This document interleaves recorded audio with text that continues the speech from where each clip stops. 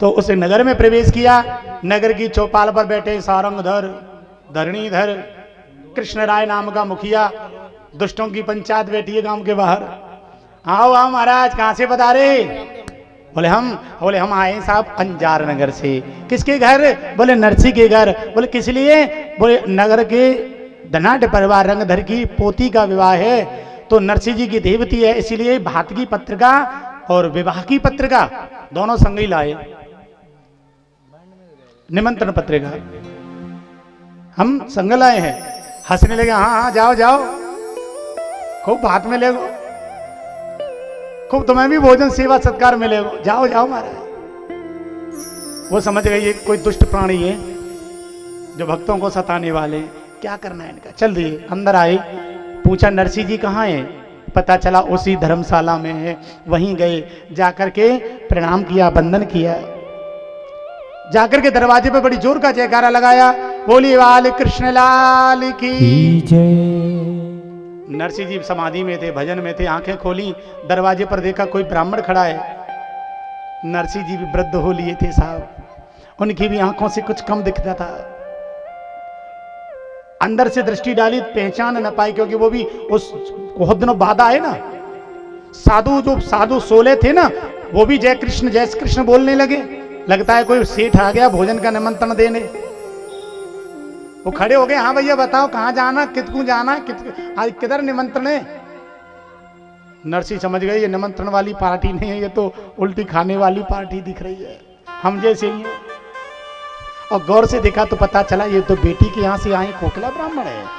हाथ जोड़ लिया, आओ महाराज, स्वागत है महाराज, पधारो महाराज। नरसी जी की ऐसी हालत देखी, आप अनुमान लगाइए, बेटी का जब गौना हुआ था कुछ रूप अलग था, स्वरूप था, युवावस्था थी, लेकिन जब इतने 40 वर्ष बाद आए तो वृद्ध हो गया। ऊपर से दुनिया का ऐसा खेल कि 5 वर्ष के बाद ही, विवाह के 5 वर्ष के बाद ही बेटा चला गया, पत्नी भी चली गई।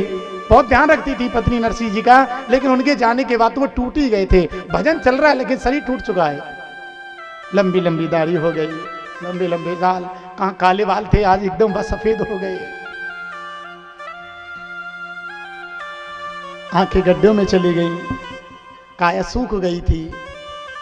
नरसी जी पहचान न पाए इसको। उन्होंने देखा और यही तो नरसी है, उन्होंने देखा यही तो कोकिला जी है। एक दूसरे का अभिनंदन हुआ, आओ महाराज, प्रणाम बुलाया। सूरदासों से कहा सुनो, ये न्योता देने ना आए, ये तो बेटी के यहाँ से आए।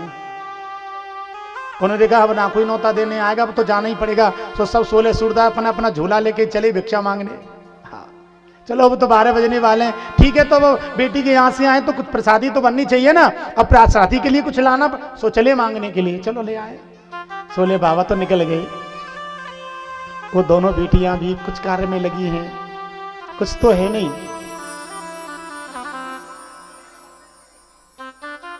नाभाजी लिखते हैं जिस समय वो भक्त कि यहाँ पर वो ब्राह्मण आया, संयोग बस उस समय वो रत्नाबाई और सुरसेना घर पे है ही नहीं। जिस समय ये कथा हुई थी वो कहाँ गई थी, मायके गई या कहीं मिलने गई या कहीं बाहर गई किसी कार्यवश, वो थी नहीं। ऐसी कथा में नाभाजी लिखते हैं, अकेले नरसी है। बोले महाराज ये आपकी देवती का विवाह होने जा रहा है, आपको पता है आपके यहाँ देवती भी है और देवता भी है। नरसी जी की आंखें भर आई, कभी बेटी को देखा ही नहीं, जब से विवाह होके गया आज तक उसे पाया नहीं। पता चला था हाँ बेटा बेटी हुए हैं, पर अब वो इतने बड़े हो गए कि ब्याह योग्य हैं उनकी। और देखो महाराज ये भात की पत्रिका आई है, उन्हें क्या भात की पत्रिका, उन्होंने देखी भी नहीं, पढ़ी भी नहीं, लेकर द्वारिकानाथ के चरणों में रख दी, तू जाने तेरा काम जाने। बोले बेटी के यहाँ से एक ब्राह्मण आया, मेरे दरवाजे भूखा रहे, अच्छी बात नहीं है, सो भोजन की व्यवस्था करें, बाबा कब आएंगे पता नहीं। सो नरसी जी बोले आप बैठो।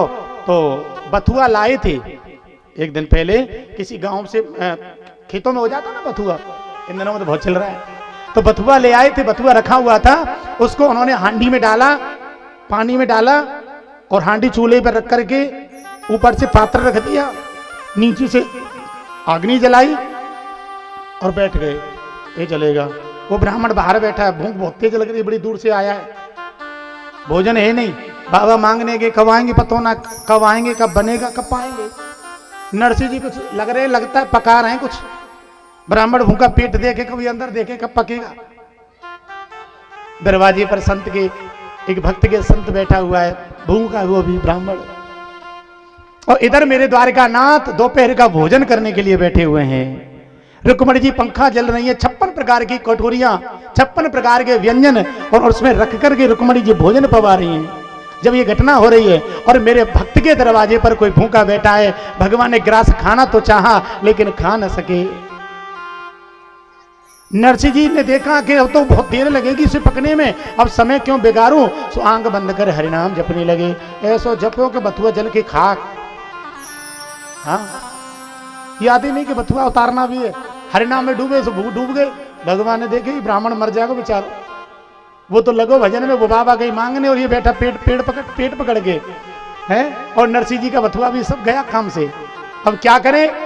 सुखदेव श्री नाभाजी लगते महाराज, उस समय क्या हुआ है कि औचक कर्ण पुकार सुनी तो चौक पड़े रण छोड़, पुन पुन पूछे रुक्मणी प्रभु पड़ो कौन पे जोड़। क्यों परेशान है आप, क्या परेशान है, कौन किसके लिए दुखी हैं आप, कि कारण क्या रहत रहस्य नाथ ने हम तो जाने, अधीर चिंता हरण हुए यह अचरज अति घोर, औचक कर्ण पुकार सुनी चौक उठे रण छोड़। नाथ बताओ ना क्या बात है, क्यों आप भोजन नहीं कर रहे, क्यों परेशान है। रुक्मणी पूछती रह गई, उन्हें बताने की जरूरत भी नहीं समझी। और भगवान ने क्या किया, एक हाथ में वो गिलास पकड़ा सोने का जिसमें पानी भरा था, और एक हाथ से वो थाल उठाया जिसमें 56 प्रकार के व्यंजन भरे हुए थे। और भगवान ने वो अक्षय पात्र लेकर के और वहां से भागे, और इतनी तीव्रता से भागे, इधर से अंतर्ध्यान उधर प्रकट हो गए। और कैसा रूप, ये बोले कि भंडारी का रूप बना करके, और उस ब्राह्मण के सामने 56 प्रकार के व्यंजन परोस दिए।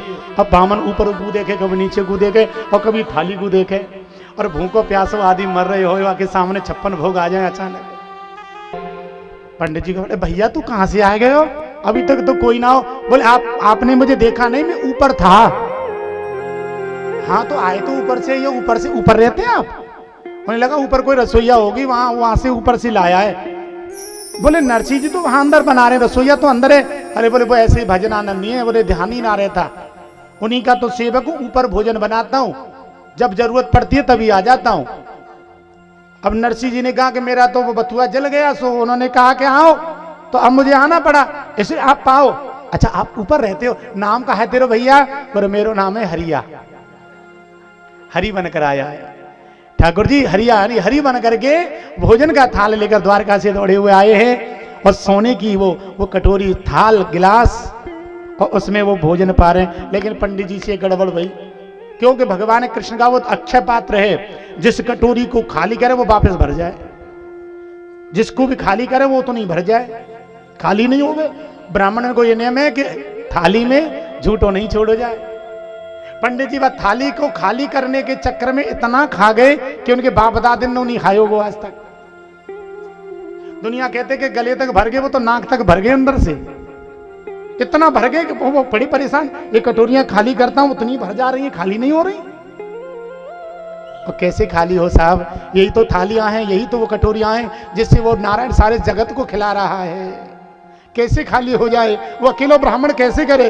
ऐसे फंदा में पड़ गया, कटोरी खाली हो में नहीं, और ब्राह्मण झूठो छोड़े नहीं, झूठो नहीं रहना चाहिए, अन्न को कण बर्बाद नहीं होना चाहिए। इसके चक्कर में पंडित जी खाते खाते इतने भर गए कि अब तो बाहर आने को चक्कर है, तो वो इंतजार कर रहे हैं कि पंडित ये हरिया तो तू जावे तो लोटा लेके निकलूं मैं। हाँ बहुत परेशान। भगवान समझ गए, पंडित जी नाक तक भर गए। बोले आपने ऐसा सुनो भोजन कर लिया तो ज्यादा मत खाना, अब कभी कभी अपच भी। हाँ भैया तेने तो मेरे मन की बात जानी, अब नहीं खबर हो, ले जाया। नहीं हम नहीं ले जाएंगे, हमारी नरसिंह जी ने कही अगर कोई बाहर से बेटी के यहाँ से आवे और भोजन करे तो वो भोजन की थाली भी पंडित की है जाए, हमारे यहाँ तो ऐसा ही नियम है, रिवाज है। बोले इसका मतलब ये थाली मेरी हो गई? बोले हाँ ये कटोरी थाल गिलास अब आपके यहाँ, आप ही रखो इन्हें। अब पंडित जी सोचे कि मजाक तो ना कर रहे, सोने की कटोरी को यूं ही दे। बोले ये सच कह रहे? बोले हाँ ये आपकी, मैं तो जा रहा हूं, भगवान जा रहे हैं। भगवान के जाते ही उसने आप देखी ना ताक, उसने ये ना देखो कटोरी में खीरे और मालपुआ भरे पड़े, सबरी गुड्ड मुंड करिए मानो लेके कटोरी वटोरी थाल वाल सब झोला में नीचे से टपक रहा है सब। सोने की कटोरी कैसे छोड़ दूं महाराज? माने ना चम्मच छोड़ी, सब झोला में डालनी लियो कितनों लेके। अब सोच रहे नरसिंह जी आ जाए तो मैं विदा मांगू, इतने में नरसिंह जी की आंख खुली और वो हंडिया खोल के देखी तो देखा कि बस इतनों सो जल फल के सब राख है गए। वो खुरचो महाराज चम्मच से जो बतुआ था और खुर्च कर उसको एक गोला सो बनाया, पानी वानी डाल के, कुछ नहीं अब क्या करे, ये भी तो था अब ये भी जल गया। एक गोला बनाया लेके आने कटोरी में। महाराज महाराज रुको रुको, जा कहाँ रहे हो? बोले अब मेरा काम हो गया ना, मैं जाऊं। बोले महाराज बेटी के यहाँ से आए हो पहली बार, मेरे खाली पेट मत जाओ, कुछ तो खा के जाओ। बोले खाने की चल रही है, बहुत 7 जन्म भूखना लगे, मैंने इतना खा लियो महाराज, अब कुछ नहीं खाऊंगा। बोले नहीं ये तो आपको खाना ही पड़ेगा, इसको तो बिना खाने जान ही नहीं दूंगा।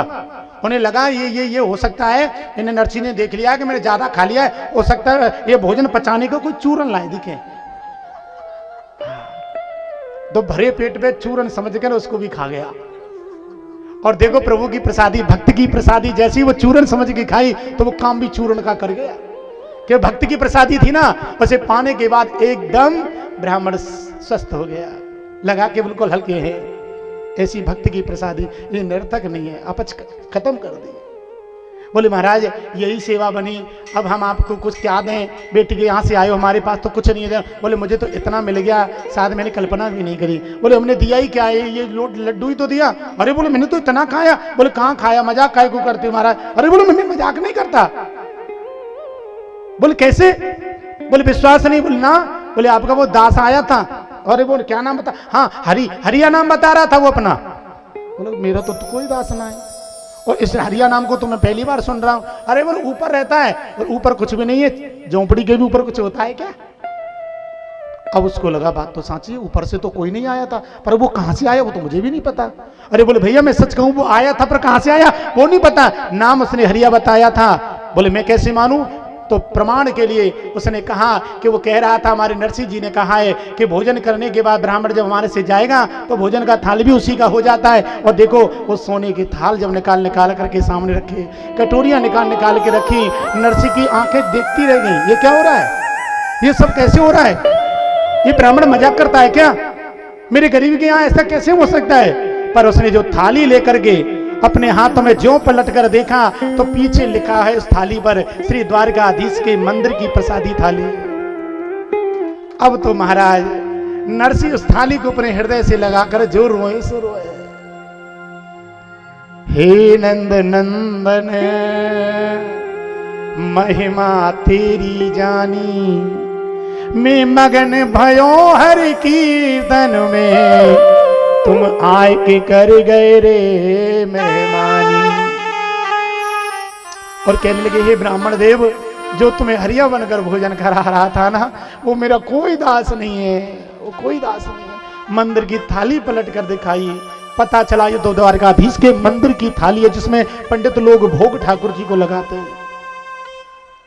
अब पता जब पंडित को चला तो ब्राह्मण भी रोवे, नरसिंह भी रोवे, महाराज दोनों मिलकर के रो रहे और प्रभु का धन्यवाद कर रहे, मेरे तो पितृ भी, मेरे तो पुरखा भी तृप्त हो गए, आज मैंने भगवान के हाथों से प्रसादी पाई है, मेरे भगवान ने मुझे भोजन कराया। अपने आप को गौरवशाली वो ब्राह्मण समझ रहा है कि मेरे भगवान ने आकर के द्वारकानाथ ने ऐसे नरसिंह जी की कृपा हुई कि उसका मालिक, उसका भगवान, उसका सांवरा, उसका सांवल साह मुझे भोजन करवा के गया। बहुत बहुत आनंद हुआ है, बहुत प्रसन्न हुआ है। नरसिंह जी को गले लगाकर कहा आना जरूर, मेरा मन कहता है उन अहंकारियों का अहंकार अगर कोई तोड़ सकता है तो वो केवल आप हैं।